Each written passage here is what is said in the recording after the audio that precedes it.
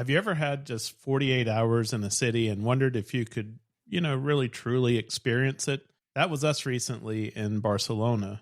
We had 2 days to explore, and we set out to make the most of every moment, from dramatic mountain views to jaw-dropping architecture that feels like it belongs in a dream. This trip was a whirlwind, and in the best way possible. And so in this episode, we'll take you along for the ride as we share how we spent a short but unforgettable escape in one of Europe's most captivating cities.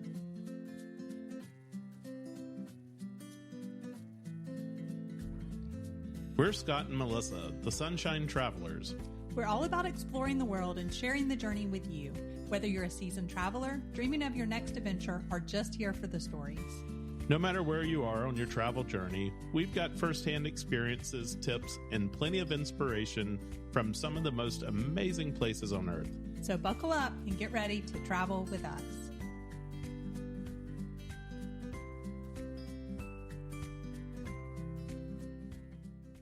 So today we're going to answer the question is, what can you do with just 48 hours in Barcelona? And it turns out that that's quite a lot.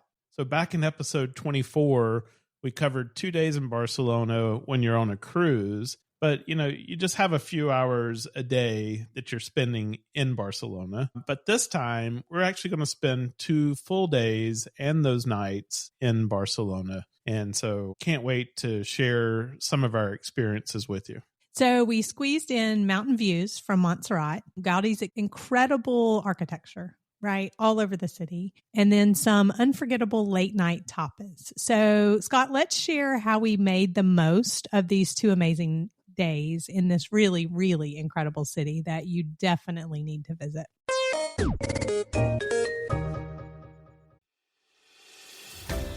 We are beyond excited to invite you on an unforgettable adventure. Our next group trip is officially open for registration. Join us in June of 2026 for a private luxury safari in beautiful Kenya, where we'll explore 3 of the country's most iconic wildlife destinations: Solio Ranch, Samburu National Park, and the world-famous Masai Mara. This isn't your average group tour. You'll be staying in incredible luxury tented camps, enjoying personalized experiences, and traveling with a small group of fellow explorers. We did the safari in 2024, and we knew immediately we had to come back and bring you with us. Spots are very limited, and they're going fast. So make sure to sign up and get the full trip details at sunshinetravelers.com/safari group trip. Let's go find the big 5 together. Well, the first day when we arrived in Barcelona, we got checked into our hotel, and one of the things we wanted to do on that first day was to go up to Montserrat. We've never been there before. It was something that people were like, you can't miss it. And so we started looking at how would we get up there and all of the logistics. And you want to talk a little bit about that? Yeah. So this is not something that we'd really planned ahead of time, except for to kind of say, this time, if we have time, we want to go to Montserrat. So I knew that you could book a tour. I had already kind of looked that up, but that really didn't fit in with our schedule. And so when we arrived by lunchtime that day and we knew that we were going to have some time that afternoon, we were like, let's go this afternoon. The weather was nice. So that's something else too. Yes, of course you could go, but I think it makes it so much more enjoyable for the weather to be nice. So I just got online real quick and was looking at some different options, reading some blog posts. And so basically so you could book the tour that I was talking about. And a lot of those do like hotel pickups and they combine with something else. They have like a winery tour or they take you somewhere else. Some of them just simply drop you off. It's kind of more like transportation and they just drop you off. And so then the other things that these blog posts were kind of talking about is, okay, well then how do you get there using public transportation? And basically what it amounts to is if you're not in that main train station in Barcelona, you take the metro, then you take the train. And then there's basically 2 ways to get up there that's from 2 different stops. So that train ride up, the first stop, you can take that aerial cable car, which is what in my mind kind of I always think about when I think about Montserrat. That yellow cable car going up. That's just what I knew about. The next stop, there's also a funicular that takes you up. And then once you're up there, you can visit the monastery, which is actually free. There's shops, there's places to eat, there's hiking all over. I guess I should back up and say, if you had a car, You could also drive, and there was parking, right? And you could, kind of park far away, but probably most people aren't going to have a car. I wouldn't recommend a car in Barcelona if you're staying there. It would be a hassle to kind of park. And then the other thing that we thought about, it's already after lunch. We actually had lunch at the hotel after we checked in. And so you were like, let's just take a Bolt up there, and then we'll figure out how to get back, whether that's a Bolt or maybe we can do that transportation to go back. And that actually for us ended up being a really great option for several reasons. Number one, we had gotten up pretty early and had to take an early flight.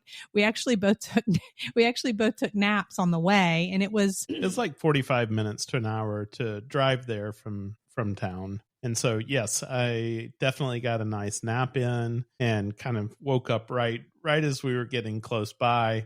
The driver was so great because he had actually even turned off the direction sounds and stuff on his phone. And I think he just let us have a nice little rest. And what we came to find out is that it wasn't really any more expensive to do that. And we'll talk about that in a second. So especially if you have a good number of people and or a few people, I guess you can fit a lot of people in a Bolt, but a few people, you could split that. But it actually being really great, we kind of got to see something different as well. And so by the time we got there was really only two more funiculars that were going up, 2 or 3 more that were going up. And then we had probably a little over an hour, but we did have to make sure that we had that back down. So personally, that is what we opted to do. It was gorgeous. We kind of wanted to see the scenery, ride that funicular. So we did that, walked around a little bit, and then ended up coming back down. We didn't really go into the monastery other than like the little courtyard. The bells were going off. It was time for mass. We saw the nuns go into mass. The other great thing about going that time of day is as we were going, where he dropped us off, we had to walk a little bit. Everybody was leaving. Everybody was going back to those tour buses, minus just a few people that were kind of hanging around. So once we got in the funicular, there wasn't a line to go up. There wasn't a line to come back down. So it really ended up being a great time to go. Now, and that's something that I was going to mention about. You were talking earlier about taking a tour to get up there, and the tours are going to leave in the morning. And they're going to take you up there and spend the day. So for us, it wasn't an option to take a tour to get up there. Yeah, that's true. But you would be kind of in those crowds. And we just kind of wanted to do our own thing. And so it actually ended up being great for us. Then, of course, as we were standing there, we were like, oh, we might ought to check to see what time that funicular leaves, what time that aerial tram leaves. And we actually took probably, I think, the next to the last aerial tram down. So we kind of scooted on down there. I think it was almost 7 o'clock, and you could buy your ticket for the tram ride down and then your ticket on the train, I guess I should say, on back to the main station in Barcelona, kind of as a package deal. So those are kind of the options. And then it was super easy those train stations are right there across from the tram, across from the aerial cableway. And then it was just very clear how we got back. So highly, highly recommend. For whether, as a matter of fact, in addition to all of the logistics of how we got there and stuff, is what would you see when you get up to Montserrat? Because why are people going to Montserrat? And so I wanted to talk a little bit about that. So that's a good point, Scott. So what do you see? Let's describe what you see once you get there. Like all the logistics get there. Why do you visit? So up at the top of Montserrat, and it's a mountain. Right. So you can see it from Barcelona. And when you get up to the top, there's a monastery up there. And like Melissa said, we didn't go into that, but you can take a funicular that goes up even higher. And so it's going up, I don't know, 20, 30 degree slope or something like that. It's a real climb. But you take this funicular to get up there. On the way up, hop on the funicular anywhere you want to. I think it's about the same views. Obviously, the ones that are further down the mountain are going to get the best views because they're just looking down. But I'll save that and say, when you're coming back down the mountain, make sure you get on the front of the car, in one of those first rows, because you're going to have this unobstructed view of basically just downhill on that track. And the way the funicular works is there's 2 cars, and as one goes down, the other one goes up. And so at one point in the track, you have to pass one another on this little carve out. But, go up to the top of Montserrat and you have these amazing 360 views from up there. You can see all around you. Melissa said we were there on a day when the skies were just beautiful and blue, high visibility. So we got some really good photos. Also, great opportunities to get some nice selfies from up there. And there's going to be a lot of people doing that. But there's just plenty of places that you could go and get some great pictures. Matter of fact, we could have gone a really long ways on those hiking trails once we got up to the top.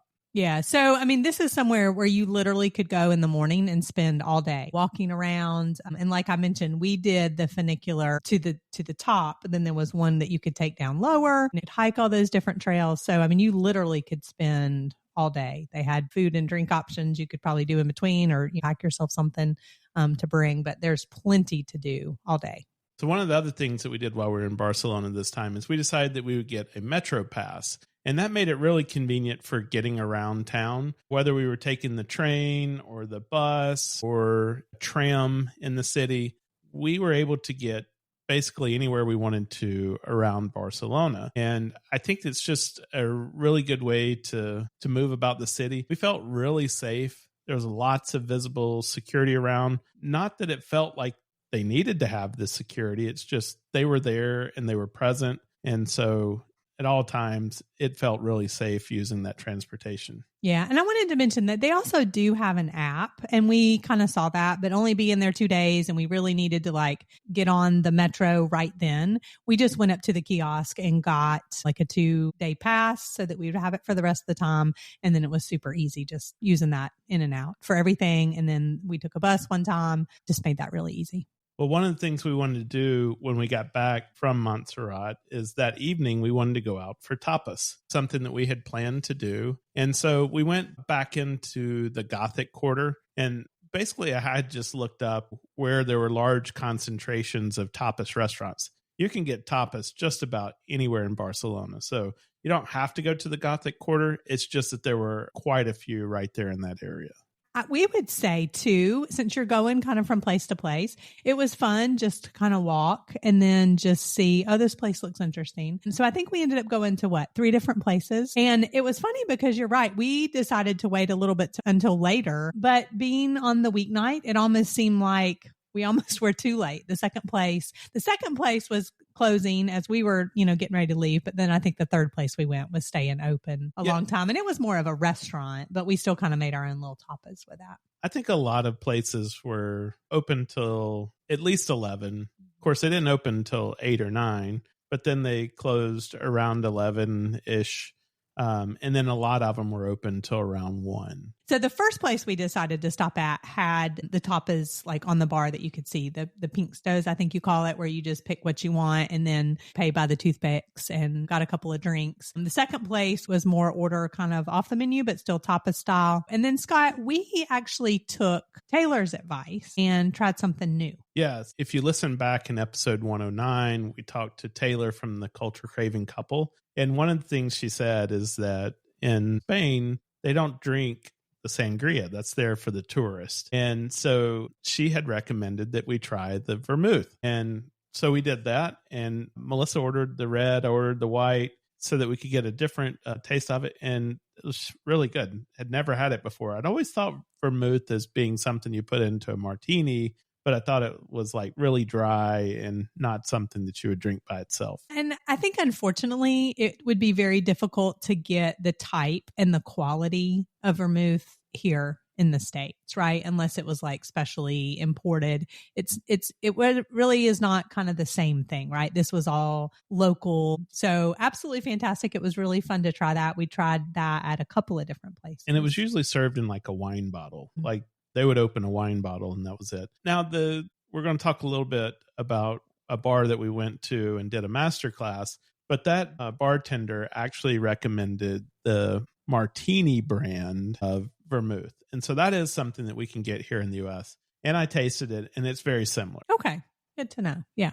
Yeah. So one of the things that I would just remind you of, and we talked about this back in that episode, is when you're out having tapas, there's no expectation that you're just going to camp out there at that one restaurant and that's what you're going to do. It's really expected that you go in, you have maybe a tapas or two, have a drink, and then you pay and leave and go to the next place. And so it's a little bit like bar hopping, but you're, just having tapas and some drinks. One thing I would say, though, is that I felt like drinking vermouth all night long would be a really tough thing to do. So feel free. Everybody in there is going to probably most likely be ordering a beer. So I would say if they're locals, they're probably ordering a beer or a glass of wine or the vermouth. Yeah. We definitely saw a lot of people drinking beer. And in the masterclass, we asked them, what do the locals drink? We're going to talk about that in a second. The other great thing about the tapas is, like, Barcelona, it really is a huge city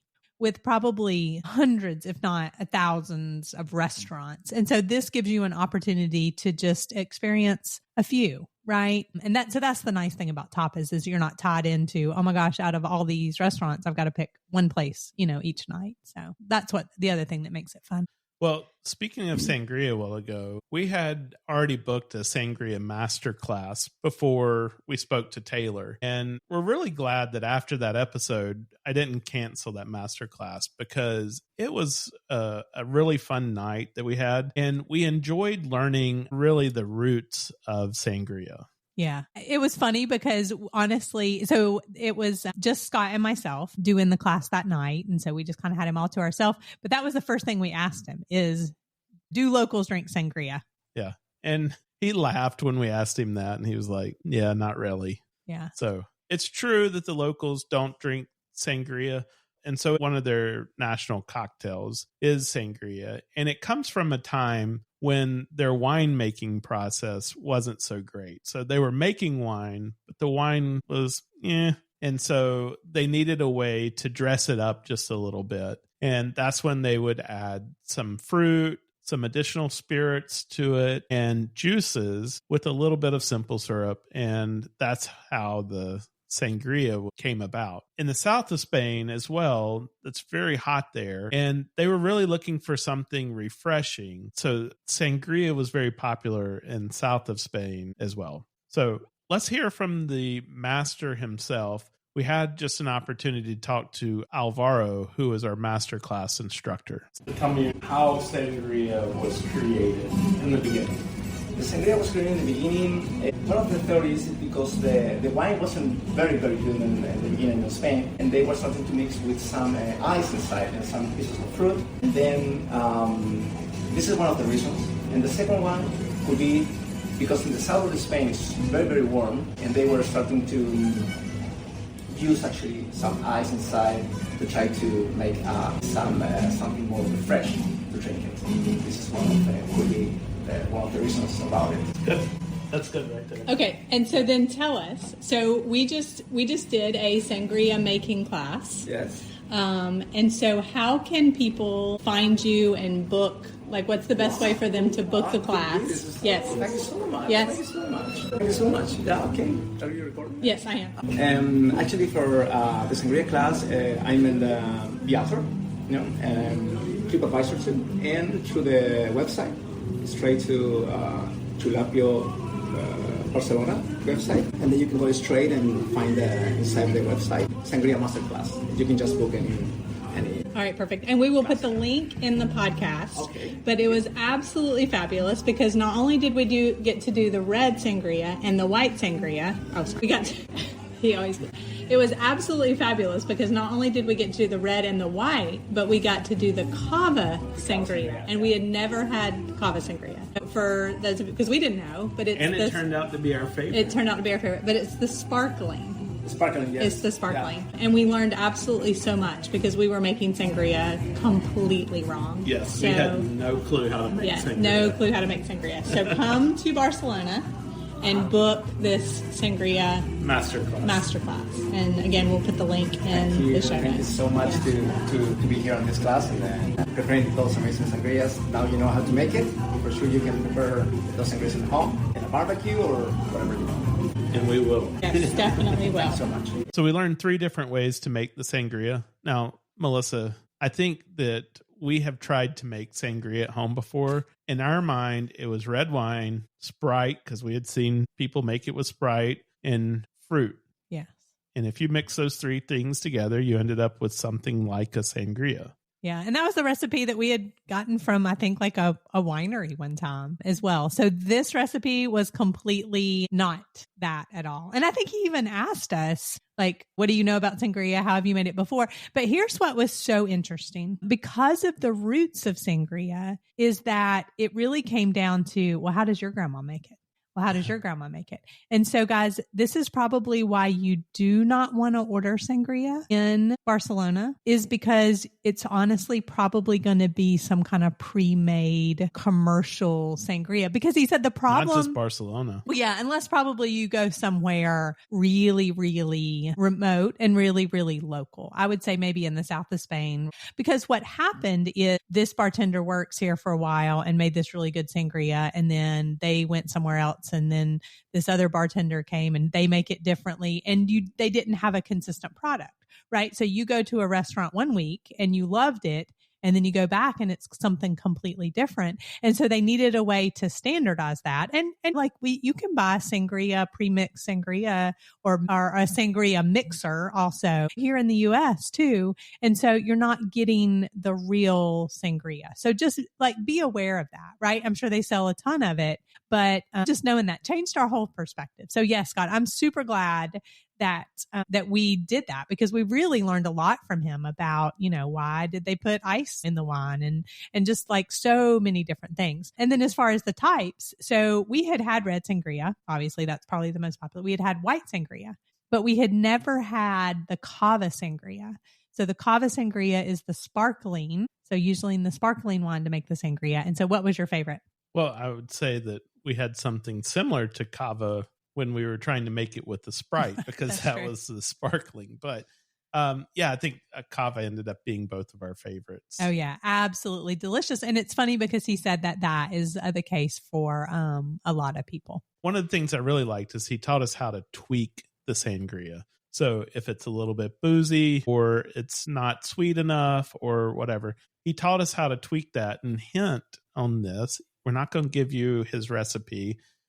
Or you got to reach out to us and get 100,000 people to follow you or something like that. But, the recipe that he gave us is you don't tweak the spirits. So you don't tweak the wine. You don't tweak there were 4 different spirits that go in there along with the wine. You don't tweak those, and you're tweaking the juice or the simple syrup. Yeah. And then he also showed us or told us like, okay, if you wanted to have a party, like here's how you would make a batch of it. And then here's what you would add later. And people can kind of make their own, have the base of it ready. And then people could choose red, white, or cava. So it was just really, really cool. He has a really cool bar there that actually, funny enough, I think our class was at 6.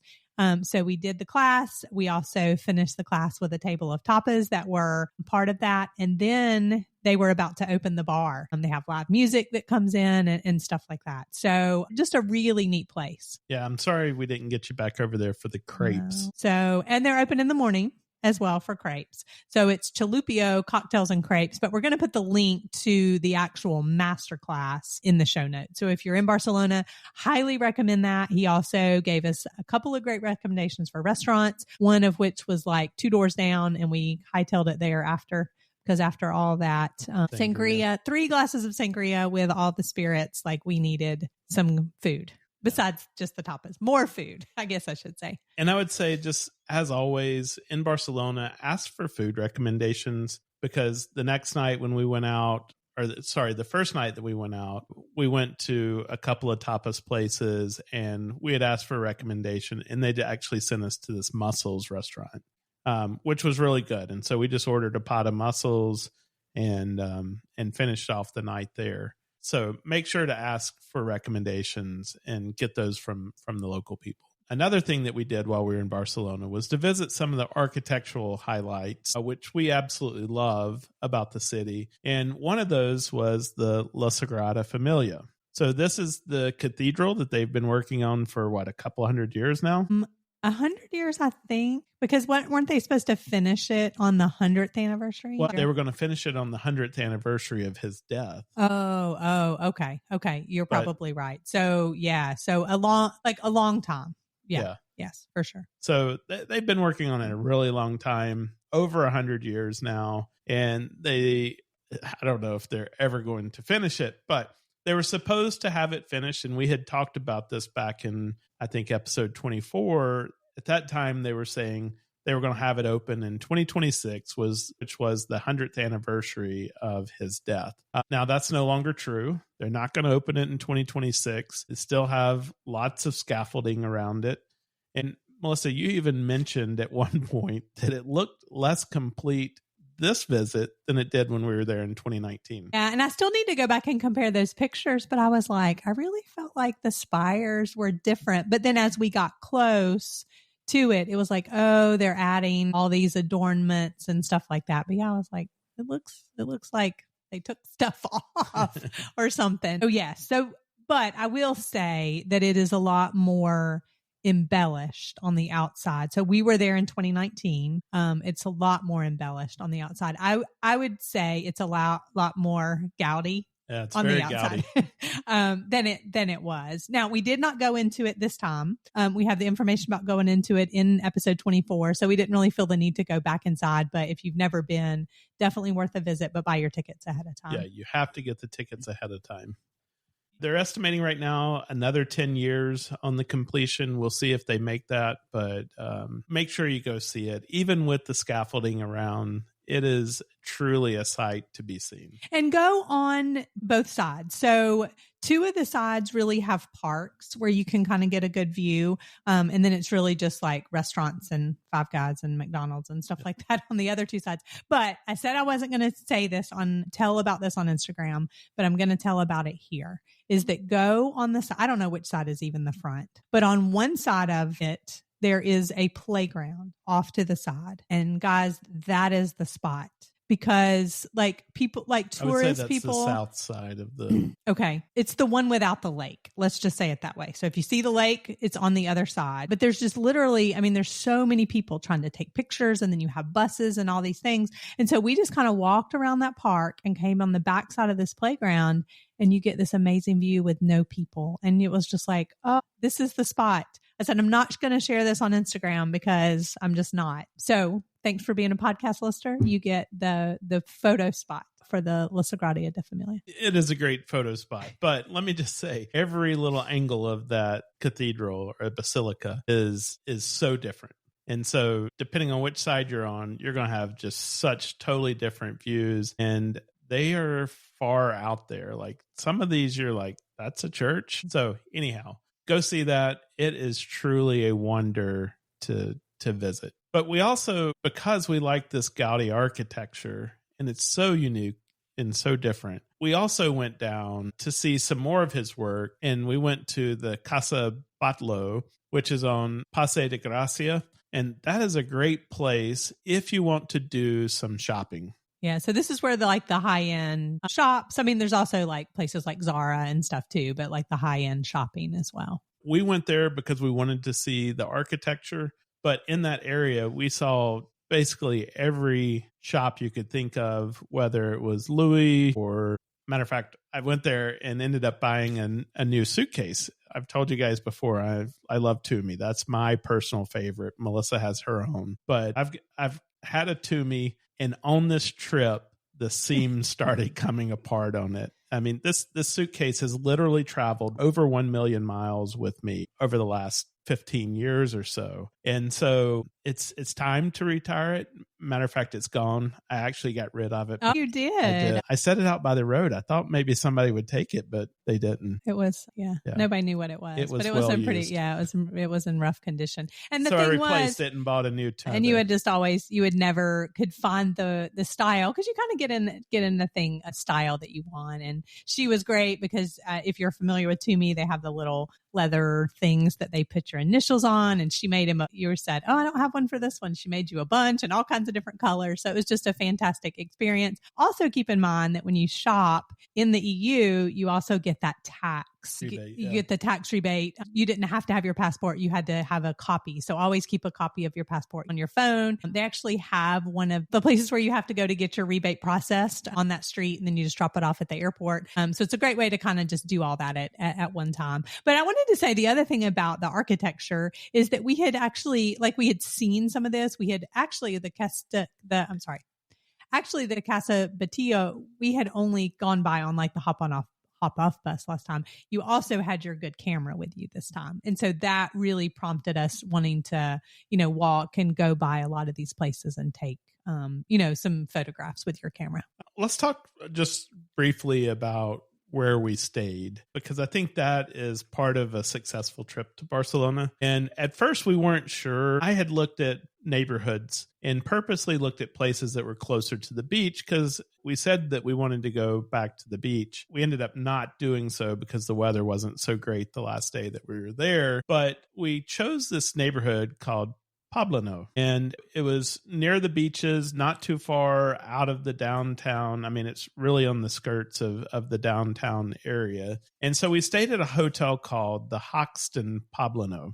I think we found a new favorite hotel. Yeah, so it is a chain, but there's not a ton of them. What's really neat, they're super stylish. Their kind of claim is that they do it a little bit differently. When you get there, they try to have a room for you. And then they have sort of a flexible checkout policy as well. If you live near one, you can become a member and get like benefits at their bar and food and drink and stuff like that. So Hoxton, like I said, check them out in different cities around the world because it is really a cool concept. It had a rooftop and a rooftop pool. We ate lunch there one day. We had breakfast there one day, but we really enjoyed the hotel. They actually upgraded our room. We had like a little couch and stuff like that. We booked it through one of our travel credit cards, one of our Amexes, I think, where it gave us some food and credit benefits and some different things like that. But we really enjoyed it. It was very neat and very stylish as well. And it was really in a great area. So it was within walking distance to the La Sagrada Familia. And we actually, from our window, had a view of it kind of catty corner, which was really cool as well. And it was on a different walking type of a street, another kind of rambla called the Diagonal that would kind of take you catty corner to, there's a beach closer, but kind of catty corner to the beach. So a great place. Lots of, I would say, international restaurants. There's a little mall there, still downtown, still very convenient. There were trams. There was a park. I mean, if you had kids, there was a playground that was really cool as well. But that area also felt very local. I mean, obviously people stay in there, a lot of tourists and stuff like that, but that area felt local. There was a bar next door that seemed to fill up with locals in the afternoon. There was just a lot of international type of restaurants as well. I think there's a university right there in that area. Yeah, I think you're right. And so if you want something that's not necessarily right there in the Gothic Quarter or right there at the, at the waterfront, or you just want something a little bit different, that neighborhood was really great. So we even walked, that Rambla kept going toward the Sagrada Familia. We even walked most of the way or all the way one day. So it was just a great place to stay, to walk. And like I said, you could do shopping, you could go eat over there at that little mall area too.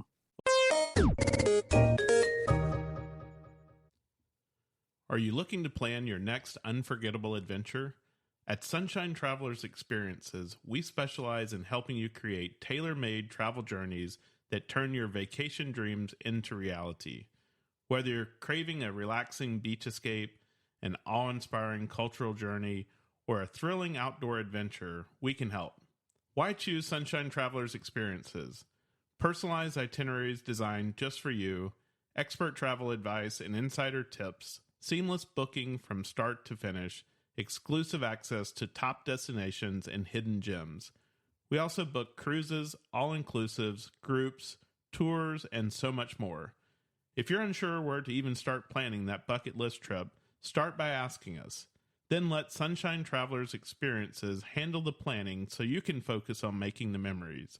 Explore now, sunxtravel.com.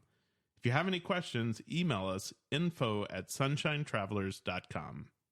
Well, Melissa, my only regret about this trip is that we never found a place to have my favorite dish, which is octopus. Well, we sort of had it at the one place that he recommended, but it wasn't the grilled, right, that you love. It was like tempura style. Yeah. So it wasn't exactly, I know. So guess what? That means we also didn't get a chance to go to the beach, like you mentioned, because of the weather. So I guess we'll just have to go back to Barcelona again. Well, since this is a destination, we need to ask the question is, what is it that we need to pack for this trip?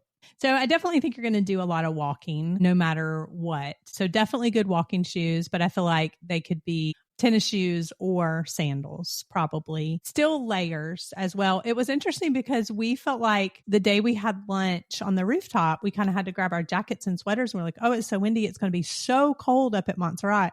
And then it was very warm up there. So I think just having those layers, I think jeans or pants are fine. Like you could do dinner either way. I only had pants because this trip was in combination with the Italy walk. And then I was going to South America. So I just didn't pack those jeans, but you had a couple of different pairs of jeans. So I think just kind of like smart, casual, stylish with layers just really works. And then a rain jacket. We had, the weather was kind of off and on, back and forth. So I think those kind of things just work really well. And then, of course, having a bathing suit in your bag just in case. Yeah, and also don't forget your power adapters.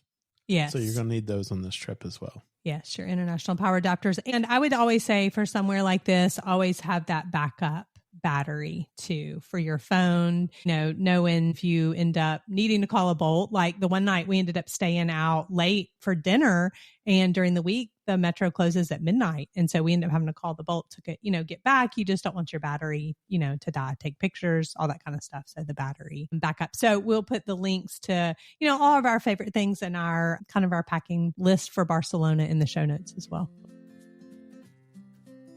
Well, in just 2 days, Barcelona gave us stunning views, unique architecture, and very lively neighborhoods full of culture and really good food. And so from a ride up to Montserrat to exploring Gaudi's work and ending each night with tapas, the city left a lasting impression. And I believe this is why I love Barcelona so much. What city inspires you in the same way? Remember, the world is full of sunshine and surprises. Make 2025 the year to explore beyond the familiar. That's a wrap on this episode. We hope it gave you some inspiration for your next adventure. If you enjoyed the show, we'd love for you to leave us a 5-star review on your favorite podcast platform. It helps others find us and keeps the travel conversations going. Don't forget to follow or subscribe so you never miss a new episode. And come hang out with us on Instagram or Facebook at Sunshine Travelers Podcast. That's Travelers with 1 L. Most importantly, share this episode with a friend. You never know, they just might become your next great travel companion.